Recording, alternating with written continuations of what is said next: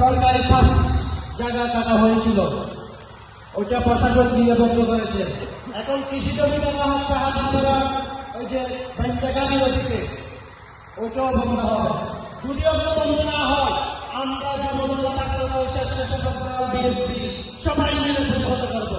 আমরা সরকারি জমি কর্তন করতে দিব না। এইগুলো বলার কারণ হলো কি, রাতে অনেক রাতে আমাদের কাছে ফোন আসে এবং বিভিন্ন মানুষের ক্ষতি হচ্ছে, শ্বাসবাস করতে পারতেছে না, অনেক দূর থেকে বাংলাদেশে নিয়ে অনেকজনের জমি হচ্ছে, সরকারি জমি কর্তন করতেছে, সরকারি খাস জমি কেটে অন্য জায়গায় নিয়ে যাচ্ছে, এগুলো সব অবৈধ ব্যবসা।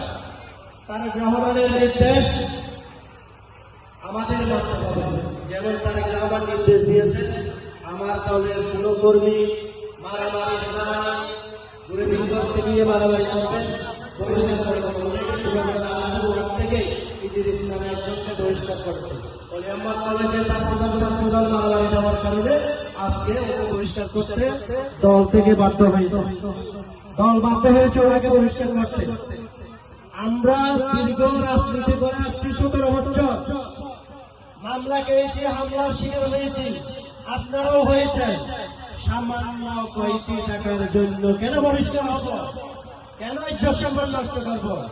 বিশেষ করে আমার সহযোগী যারা আছেন, দীর্ঘদিন যারা আমার সাথে রাজনীতি করেছেন, জসিম ভাই এবং প্রিয় নেতা শফিকুল ইসলাম রাহিমের সাথে যারা রাজনীতি করেছেন, তাদেরকে বিনীতভাবে অনুরোধ করতেছি, আপনারা কোনো অবৈধ ব্যবসায় লিপ্ত হবেন না।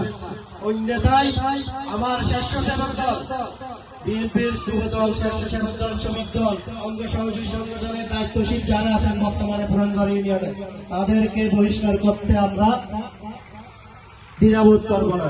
যেহেতু আমার দেশ নায়ক তারেক রহমান বলেছেন, যারা টেন্ডারবাজি, চাঁদাবাজি, গরিবদের উপরে দখলবাজি, এই যে কৃষিরা অনেক কষ্ট করে কাজ করতেছে, আমাদের উন্নয়ন উন্নয়ন হায়রে উন্নয়ন।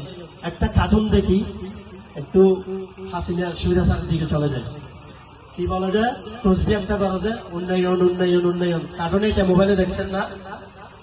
এমন উন্নয়ন হয়েছে এই রাস্তাটা, এই রাস্তাটা টেন্ডার 2-3 বার হয়েছিল, এটা উদম হয়ে গেছে। আপনারা এলাকার মানুষ এখন সময় এসেছে, আপনারা মানববন্ধন করেন। আপনাদের রাস্তার টাকা কোথায় গেছে, কে খেয়েছে?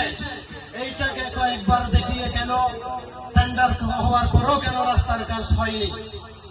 ওই যে ব্রিজের কাজ শিলঘাটা যাওয়ার সময়, আজকে একটা আমাদের এলাকার মহিলা গর্ভবতী মা যদি হাসপাতালে যেতে যায়, কি যে কষ্ট লাগে। সুয়ালাক ব্রিজ বলে যে ব্রিজটা কোনো কাজ হচ্ছে না। শিলঘাটার আগে দন্দরগের একটা ব্রিজ আছে, ওটাও ভাঙ্গা। হাইরে উন্নয়ন, উন্নয়নের কারণে আমার ব্রিজ ভাঙ্গা, আমার রাস্তা ভাঙ্গা, আমার বাড়িতে যাওয়ার ঘর ভাঙ্গা, সবকিছু ভাঙ্গা। এটা কেমন উন্নয়ন? আমরা ওই রকম উন্নয়ন চাই না, আমরা সত্যিকারের উন্নয়ন চাই।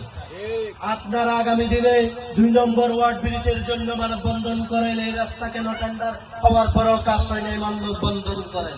হাইরে ইউনিয়ন পরিষদ, পুরানগড় ইউনিয়ন পরিষদ, গোয়ালঘর, গরুর গোটাই, তার সাইডে অনেক সুন্দর। এখানে অনেকজনে গরু পালেন না, আপনাদের গরুর গোয়াল অনেক সুন্দর। ইউনিয়ন, আমাদের পুরানগড় ইউনিয়ন পরিষদ দেখছেন, গেছেন এর মধ্যে?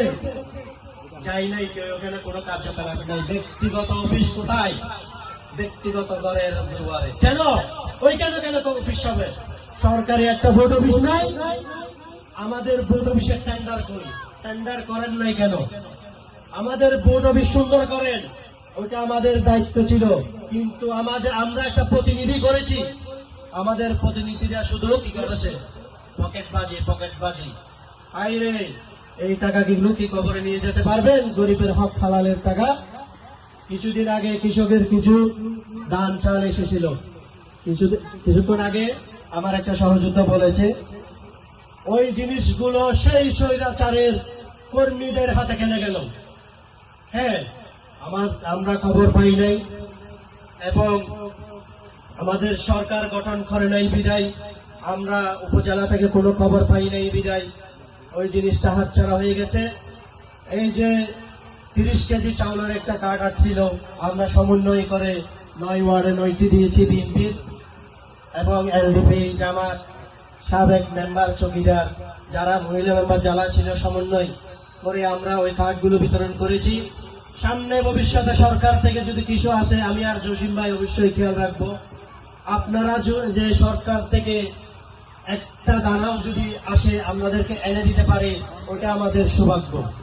আমি জসিম ভাইকেও বলে দিয়েছি ওগুলো সরকারি জিনিস, গরিবদের হক, আমাদের নেতৃবৃন্দগণদের হক। আমাদের